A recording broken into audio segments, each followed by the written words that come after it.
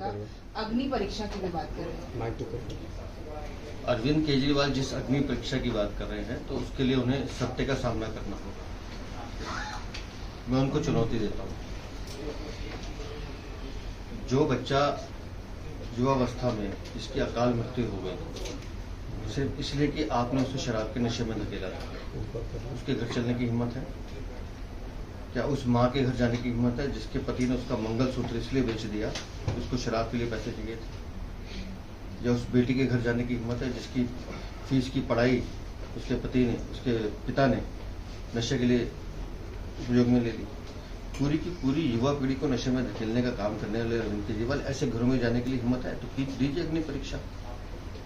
पिछले 77 सालों में आज़ादी के बाद से ये दिल्ली में पहली बार आपके भ्रष्टाचारी राज में इतनी मौतें हुई हैं सिर्फ जल भराव के कारण।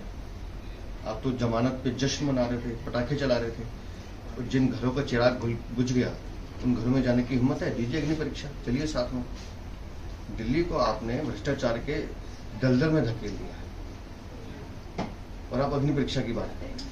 आपका हर विधायक पिछले 5 साल से क्षेत्र से गायब है, हर विभाग में आपके भ्रष्टाचार है।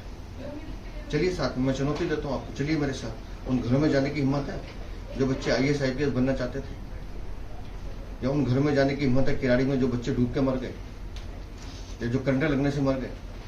अरविंद केजरीवाल, कहने और करने में बहुत फर्क है।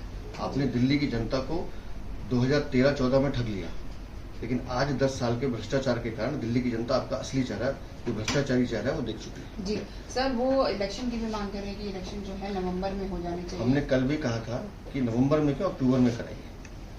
भारतीय जनता पार्टी का हर कार्यकर्ता चुनाव के लिए तैयार है और दिल्ली की जनता आपसे मुक्ति चाहती है, निजात चाहती है भ्रष्टाचारी शासन से।